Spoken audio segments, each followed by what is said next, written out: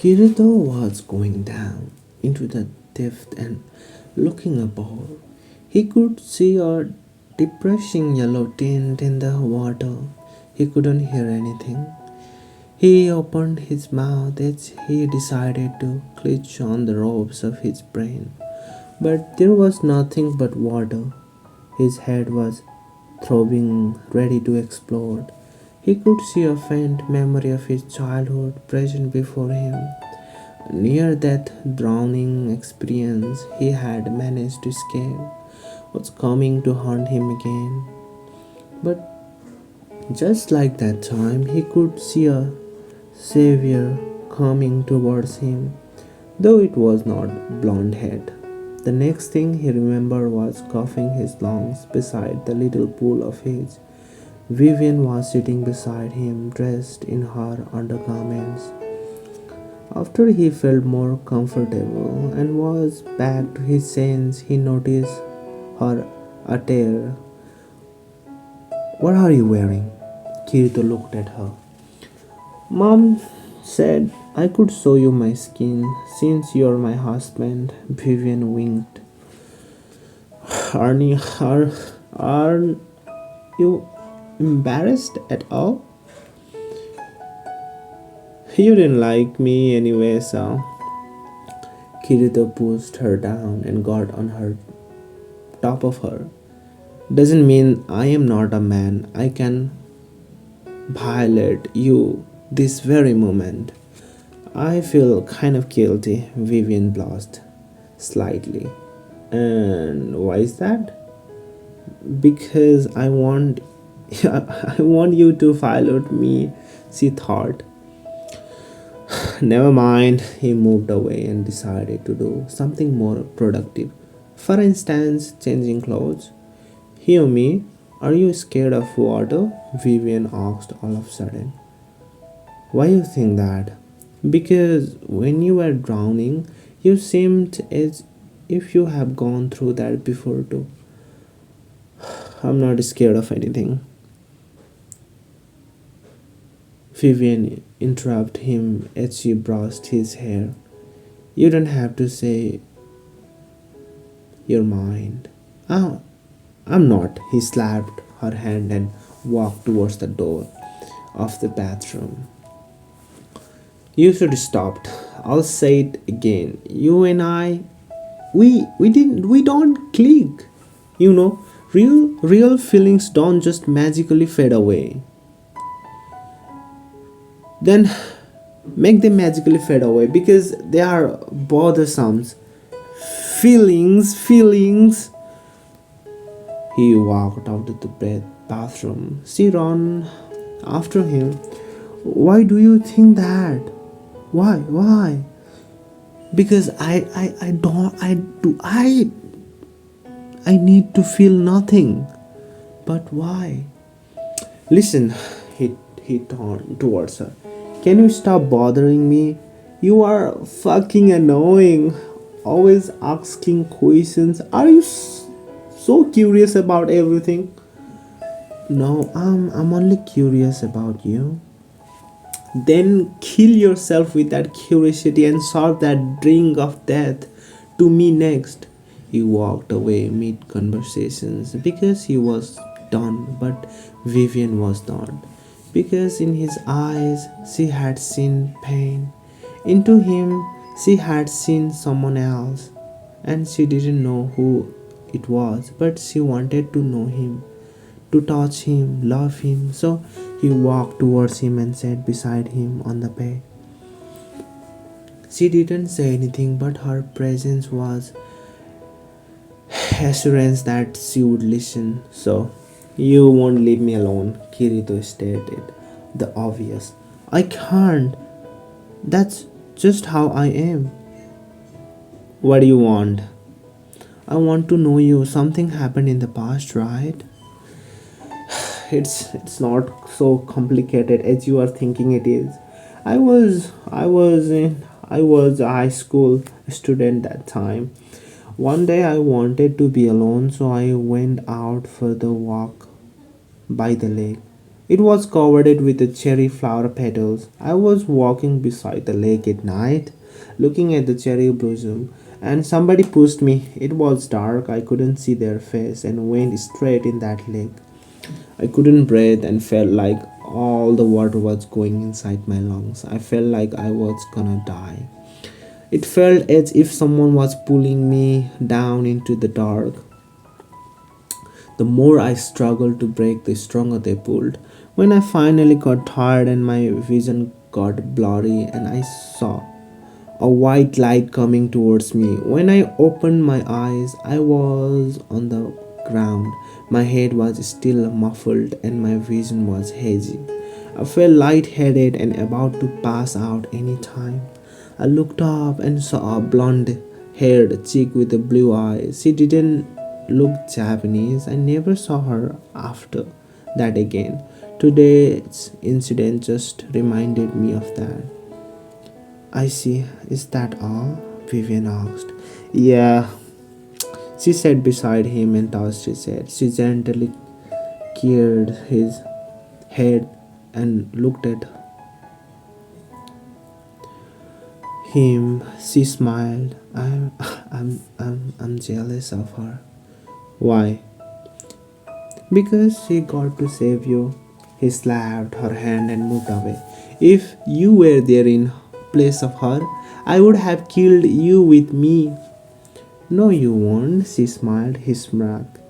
You don't know me. I can scare my hands with the blood. He looked at his hand. They look better this way, she chuckled. He slept on the bed as she lay on the sofa. Honestly, I'm jealous because it feels like all women can satisfy your expectations, but not me. Every woman can satisfy you except me. Your voice is different when you talked about them. I hope you met someone you love. I'm sorry, it's not me. She closed her eyes, and before she knew, she was fast asleep. When she opened her eyes again, it was morning already. Kirito was getting ready. Good morning, Hyomi, she smiled. Yeah, whatever. He wrapped his watch around his wrist. She tied her hair into the loose bun and got up. He stared at her hair, but suddenly his phone buzzed. It was the text that read, Good morning, honey. Kirito turned back and kept the phone into his pocket. I have fired the housekeeper, so you will be cleaning up the entire apartment by yourself. We hired a housekeeper? She, Vivian asked. I'm going to work. Till I'm back, I want everything cleaned, he ordered and slammed the door on her face. She stood at the door for a while and looked at the doorknob he had touched a few moments ago. She touched the doorknob while with a smile and opened the door. She peeked out into the house outside. Kirito had left. She sticked out her tongue and closed the door again. What does he think? I can't clean? I'll show you. She wrapped a bandana around her head and grabbed a mop. She started scrubbing the floor. She cleaned the floor, the sofa, did the laundry, changed the sheets, dusted the winds, and cleaned the windows, the door, and everything else she kept in the room. She opened the cupboards. The lower half of it had her stuffs, and the upper half had Kirito's stuffs. It was just his clothes. She looked at them. She grabbed a pair and ran towards the bathroom. After she took a bath, she jumped in front of the mirror wearing an oversized white shirt and blue pants. I am Hyomi Kirito, the meanest guy that ever existed on this planet, she said to her reflections. She raised up the collar of the shirt and sniffed it. This is calming scent. Smells fresh, like the scent of dew drops on the new leaves of lavender. Nothing may separate us but the wrath of the Lord, she said to herself and looked into the mirror. Together we will be in the rosen meadow or the prickly roads. She pressed her hands on the mirror and looked into her eyes. I have to do something before I can't. Kirito was walking towards his office when he heard his name and turned back. It was Elisei Kurosawa, his uncle or his mother's brother. Why are you here? Kirito asked as he followed Kirito towards the lift. Well, I was just here to ask if you like the party, he said. Yeah, it was fine. But you left so suddenly, I didn't even get to meet your wife. Did something happen? He asked. No, I just wasn't feeling very well. I'm not used to loud music, Kirito replied.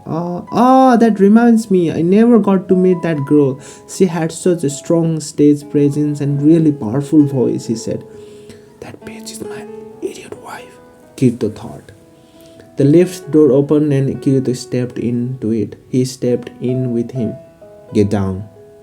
Kirito crossed his arms. But why? It is for VIPs. Kurosawa laughed. I'm not joking. Kirito stared into his eyes. Kurosawa stopped laughing and slowly stepped down. Have a good day, Mr. Kurosawa. Kirito smirked as the lift door closed. Kurosawa smiled at him. Even after Kirito was gone, Kurosawa was standing outside the lift. He punched the lift button and left the scene. Kirito didn't do work that day and decided to go to home at 11. But when it was half an hour past 10, he called Erika. Yeah, Eri, I can't come today. I'm tired. Let's meet tomorrow. It's a weekend. We'll go on date. Oh, okay, but what about her? Erika asked. She had kept her phone on loud while applying nail paints on her fingernails. See? Kirito chuckled. She will be busy scrubbing the floor for a while, so don't worry about her. Okay, honey. See you tomorrow. Yep, yeah.